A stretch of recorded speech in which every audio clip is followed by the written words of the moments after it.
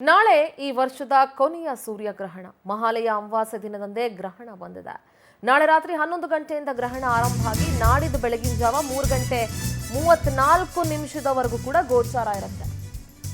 ನಾಳೆ ಈ ವರ್ಷದ ಕೊನೆಯ ಸೂರ್ಯಗ್ರಹಣ ಮಹಾಲಯ ಅಮಾವಾಸ್ಯೆಯ ದಿನದಂದೇ ಗ್ರಹಣ ಬಂದಿರೋದು ಬಹಳ ವಿಶೇಷ. ಅಂಡ್ ನ್ಯೂಜಿಲೆಂಡ್ ಆಸ್ಟ್ರೇಲಿಯಾದಲ್ಲಿ ಮಾತ್ರ ಇದರ ಗೋಚಾರ, ಭಾರತದಲ್ಲಿ ಸೂರ್ಯಗ್ರಹಣದ ಗೋಚಾರ ಇಲ್ಲ.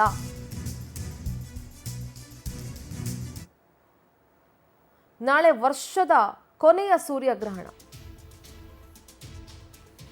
ಅಂಡ್ ಪವರ್ ಟಿವಿ ಕೂಡ ಇವತ್ತು ಬೆಳಗ್ಗೆ 10 ಗಂಟೆಯಿಂದ ಈ ಸೂರ್ಯಗ್ರಹಣದ ವಿಶೇಷ ಚರ್ಚಾ ಕಾರ್ಯಕ್ರಮವನ್ನ ಪ್ರಸಾರ ಮಾಡುತ್ತೆ. ಆ ಕಾರ್ಯಕ್ರಮದಲ್ಲಿ ಸೂರ್ಯಗ್ರಹಣದ ವಿಶೇಷತೆ ಏನು, ಇದು ಎಲ್ಲಿ ಗೋಚಾರ, ಏನು ಎತ್ತ ಅಂತ ಪವರ್ ಟಿವಿಯಲ್ಲಿ ನೀವು ನೋಡಬಹುದು. ಒಂದು ಸೂರ್ಯಗ್ರಹಣ, ಪಾರ್ಶ್ವ ಸೂರ್ಯಗ್ರಹಣ ಆಗ್ತಾ ಇದೆ. ಈ ಪಾರ್ಶ್ವ ಸೂರ್ಯಗ್ರಹಣ ಇದರ ವೈಶಿಷ್ಟ್ಯ ಏನಪ್ಪ ಅಂದರೆ, ಇದು ಭಾರತಕ್ಕೆ ಕಾಣೋದಿಲ್ಲ. ಇದು ಕಾಣೋದು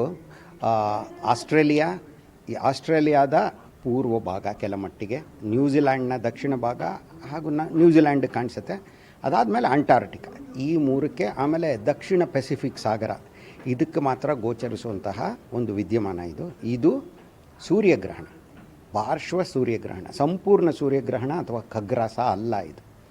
ಸೊ ಸೆಪ್ಟೆಂಬರ್ 21 ರಾತ್ರಿ, ನಮಗೆ ಸೆಪ್ಟೆಂಬರ್ 21 ರಾತ್ರಿ 10 ಗಂಟೆ 59 ನಿಮಿಷದ ಸುಮಾರಿಗೆ ಇದು ಪ್ರಾರಂಭ ಆಗುತ್ತೆ. ಭಾರತದಲ್ಲೇ 10 ಗಂಟೆ 59, ನಮಗೇನು ಕಾಣಿಸೋದಿಲ್ಲ. ಇದು ಉತ್ತರಾರ್ಧ ಗೋಳಕ್ಕೆ ಕಾಣಿಸೋದೇ ಇಲ್ಲ. ಇದು ದಕ್ಷಿಣಾರ್ಧ ಗೋಳದಲ್ಲಿ ಆಗೋದು, ಅಂದರೆ ಸದರ್ನ್ ಹೆಮಿಸ್ಫಿಯರಲ್ಲಿ ಕಾಣಿಸೋದು.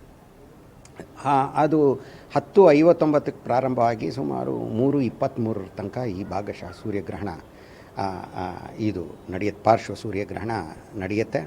ಇದರಲ್ಲಿ